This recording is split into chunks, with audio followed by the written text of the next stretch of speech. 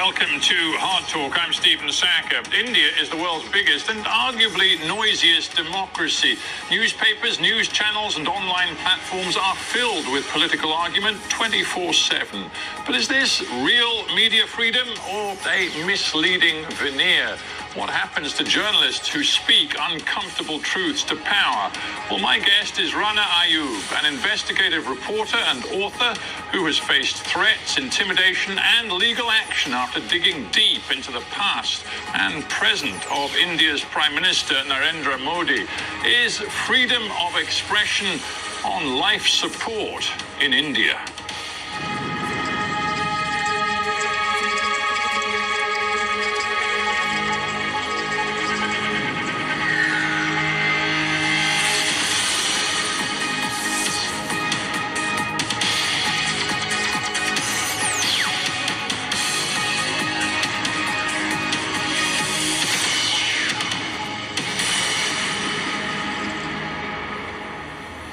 Rana Ayyub in Mumbai, welcome to Hard Talk. Thank you so much for having me, Stephen. It's a pleasure having you on the show. At the last count, and it's a little confusing, but the last count, I think you are now facing 4 different legal actions. Given the legal constraints upon you right now, has your voice, in effect, been silenced? Well, that's the intention, Stephen, to silence my voice. Unfortunately, the government has not been victorious on that count. Neither has it been victorious over the last 15 years of my journalism, when it has literally tried every tool in the book to silence my voice and my journalism. At this point of time, 4 cases, 2 by Uttar Pradesh police, 1 by the Income Tax Department, 1 by the Enforcement Directorate, and I'm hoping many more to go, because that's the cost of speaking truth to power in India at a time when journalism and mainstream journalists in India are self-censoring themselves. But I've seen some reports suggesting your legal team have said that you better not leave Mumbai, because if you do, you might well be detained, arrested. Is that the situation you are in right now? Well, unfortunately, that seems to be the situation. The first time a case was filed against me in June, my lawyers had to get a transit anticipatory bail for me to travel to Uttar Pradesh, where the case was booked against me. If you look at what's happening in India, in the last 1 week itself, 2 young journalists, 21-year-old, who just tweeted about the anti-Muslim violence in the BJP-ruled state of Tripura, were arrested in Assam for just tweeting about that news story and commenting about the anti-Muslim violence. So if it's a BJP-ruled state, which is unfortunately most of the states in India, one needs to be cautious as a journalist. One needs to tread cautiously. And I have seen what happens, because I remember while I was in Kashmir 2 years ago, where I sneaked in a journalist from the New Yorker, and the cops from Kashmir actually went on Twitter and said, why should Rana Ayyub not be arrested? And BJP leaders going on Twitter and saying that this woman should be arrested ASAP. So keeping that in mind, I think my lawyers have advised me to be a little low profile. But you're on Hard Talk, so you're not that low profile, and we're glad you're here. But let's just pick up on what you just said about 2 young journalists being detained for what the authorities alleged was inflammatory tweets inflaming an intercommunal situation in one of India's states.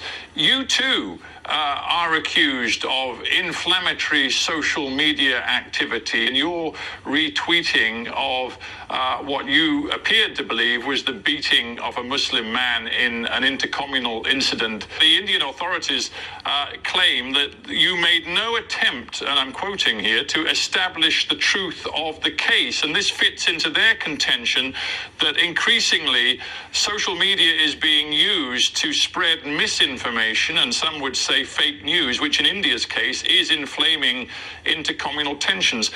Are they right? Had you done your due research when you tweeted that?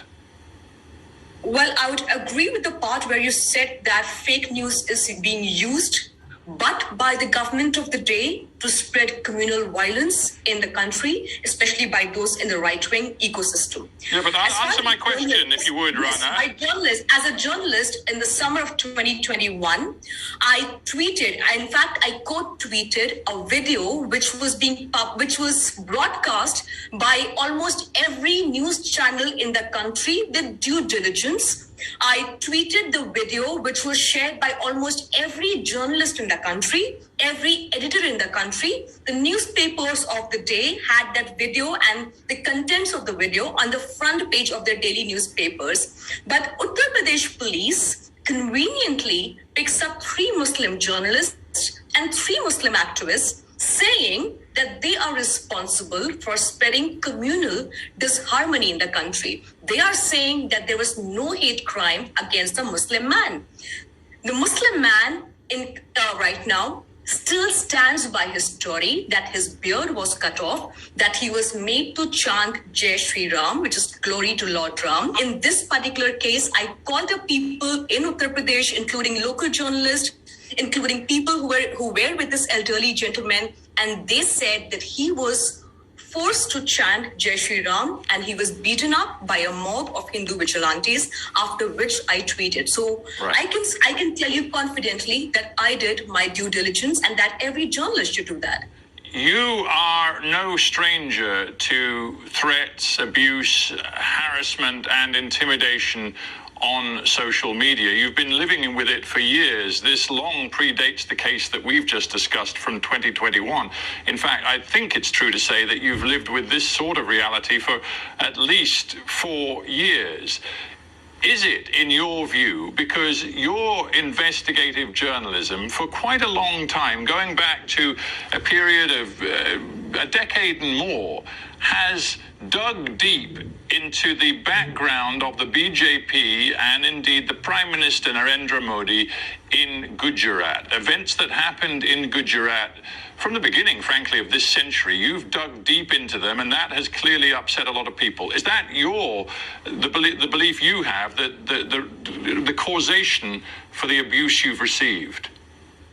Well, Stephen, the abuse that I have been receiving, the trolling, the death threats, the rape threats, only have worsened over the years from Mr. Modi being the chief minister or the provincial minister of Gujarat, where he was the chief minister when 1,000 Muslims were killed under his watch, to his journey as the Prime Minister of India in 2014. The violent threats that are issued to me.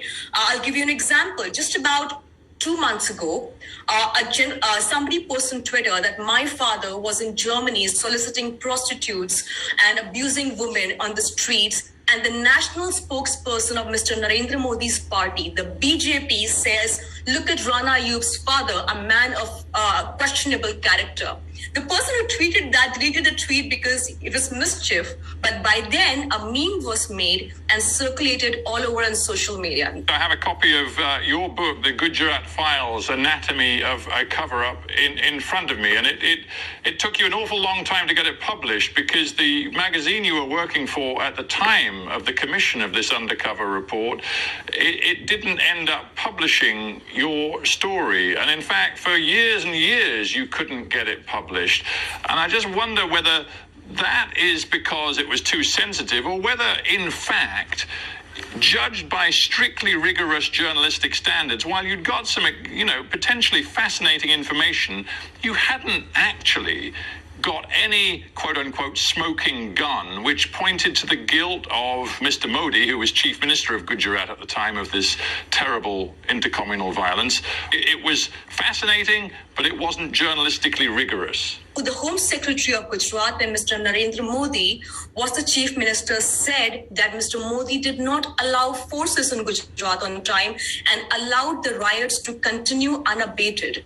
If you read the book, you will see damning revelations. The reason why Indian media did not cover it, you've got a lot of hearsay in the book, but I'm absolutely duty-bound to point out that courts have looked at the information, not just from you, but from other sources as well, and they have never, ever found grounds to put Mr. Modi into a courtroom to face charges. Never.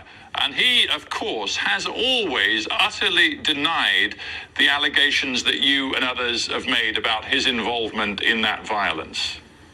First things first, Stephen, the courts have still not read my book. They have still not asked me to place the records and the transcripts of my the tape records on record, despite me asking the Supreme Court of India to take suo motu cognizance and take these tapes on record. The reason I had to go undercover is because those officers who spoke to me while I was undercover pleaded amnesia when they were questioned by commissions of inquiry that were initiated into the investigation of Gujarat 2002 riots and the judicial encounters after. I will also point out to you the Supreme Court order in an open court where the Supreme Court of India said that Narendra Modi is like the modern day Nero who looked the other way when innocent women and children were burning and being killed. That's not my observation. That's the observation of the Supreme Court of India in 2004. The bottom line is Mr. Modi has never faced any charge. That's the truth. You know it. I know it. And I just wonder whether, in the end, your journalism, going way back until the current day, is it perhaps too driven by your personal story? You once talked about the advice a colleague gave you, I think back in 2007, that a good journalist should learn the art of detaching herself from the story, be pragmatic. Maybe you haven't been as detached as you needed to be. You have, in a sense, turned it into something of a personal crusade against Mr. Modi and the senior leadership of the BJP. You know what, Stephen, when I was in journalism college, they said what journalist needs to be objective when reporting the truth. How are you objective when you go, I was 19. I was a relief worker when the Gujarat riots happened. And I have seen women who have been raped and children who have been butchered and their fathers who have been orphaned. And it is not a crusade. I think a job of journalist is to bear witness. And that's what I was taught in my journalism college. That's what I was taught by my journalist father, that a job of journalist is to bear witness and not to dilute the truth, irrespective of the consequence, irrespective whether the person, the accused in concern, is declared an accused or not. As a journalist, my truth does not change because a person has not been incarcerated. I cannot develop amnesia. That's not detaching, I think. I would believe that I will not develop amnesia over a leader's past just because he has become the prime minister of the country, because those who were killed under his watch have still not been given justice. And a criminal does not cease to be a criminal because the media around that time is trying to gloss over the person's past. So that's me as a journalist, Stephen. No, powerful words. I think any journalist around the world watching this would echo your thoughts about the importance of bearing witness and truth-telling. I just wonder why it is that so many journalists and media outlets in India do not appear to share your interest in digging deep into the past of Mr. Modi in Gujarat, and indeed digging deep into the way the government has handled certain challenges in the present day, including the COVID challenge. If you look at the Indian media, many journalists are pursuing a very, very different path from yours. Why? Well, I would point your attention to the fact that many in the regional media, the Hindi newspapers in India, on their front page had images of the Ganga, the Ganges River, with dead bodies floating on it. So if I could say that there was a bit of a change with COVID in India, that I could see journalists and editors doing due diligence, possibly because death was also happening right at their doorstep. I would say that there are many, many unsung journalists in India who are doing an extremely unpopular journalism right now. I cannot say that about the gatekeepers and the mainstream editors who actually have not written anything critical about him or published any critical investigation about Narendra Modi in the last couple of years. When COVID was ravaging India, Narendra Modi and Amit Shah, his home minister, were taking election rallies with millions of people in the rallies. I wonder why that was not on the front page of the newspapers in India, where he was questioned, where Mr. Modi was questioned for his complicity in soaring the number of COVID deaths. It was devastation.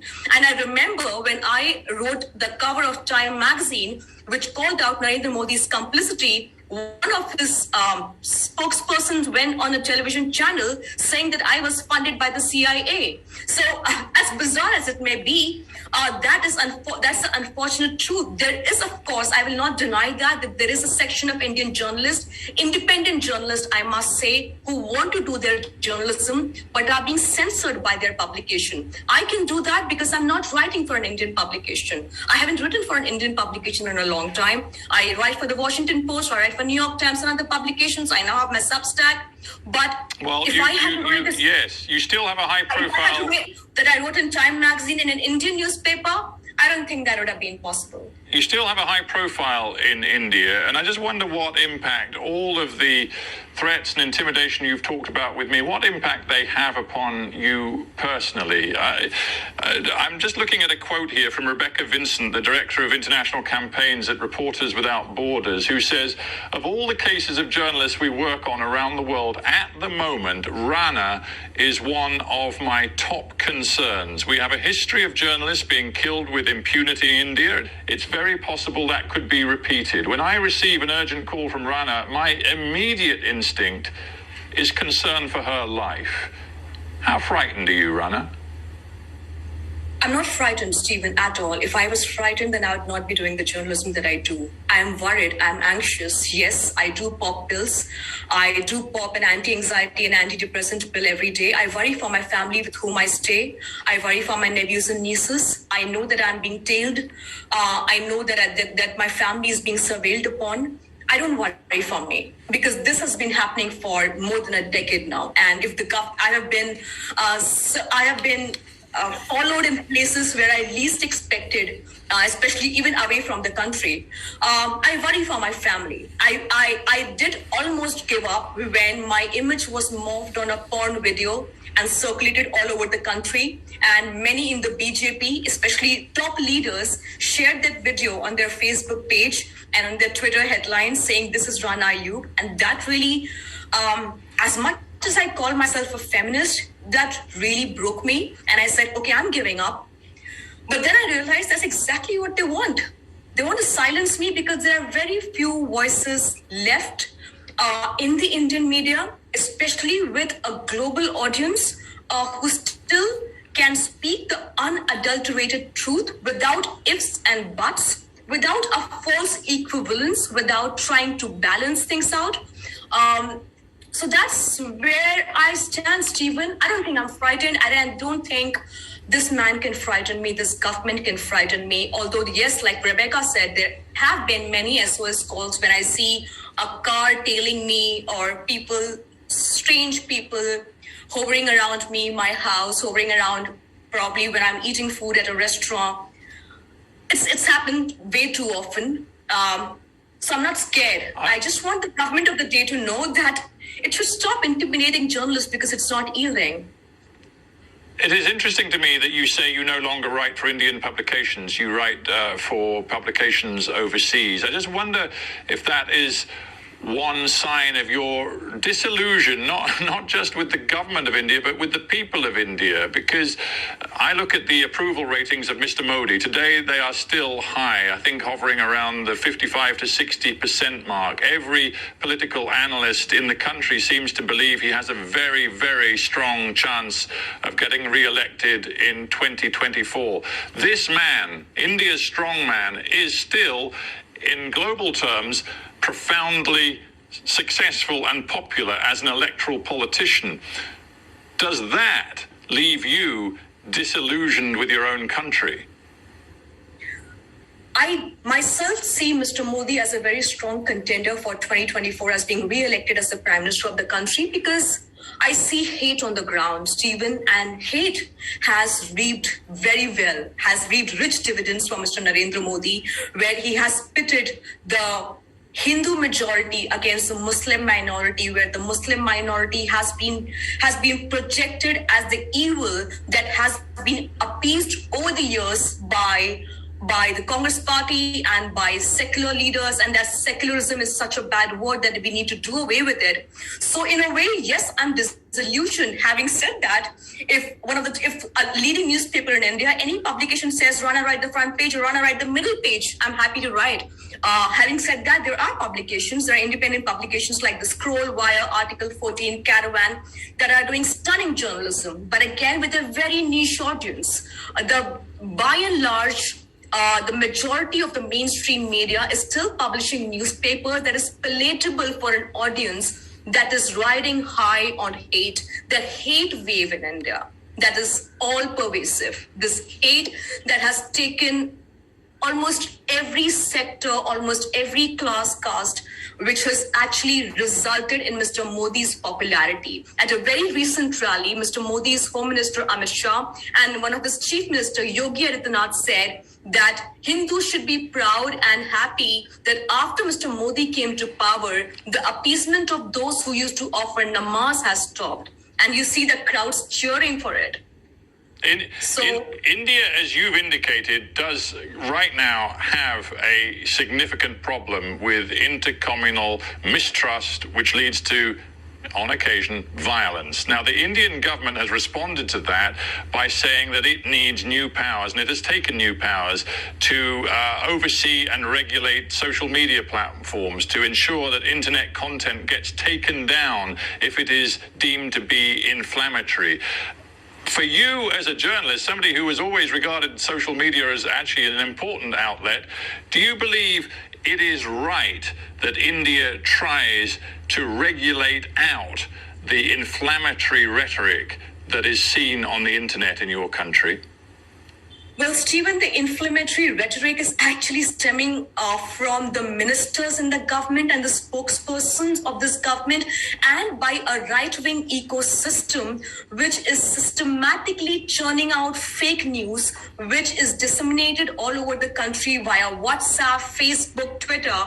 But curbing down on this is not the solution, because when we're talking about curbing down these voices, what ends up happening is the voices that are independent and are actually criticizing the anti-Muslim hate on social media. Because let's face it, had it not been for Twitter and other social media platforms, a lot of hate crimes against Muslims, including the lynching of Muslims and accusations of eating beef or other hate crimes, would not be reported because our mainstream media is looking the other way. So in a way, Twitter has democratized that space for us to publish the unadulterated truth. What the government really wants, which is exactly why the government of the day wants to come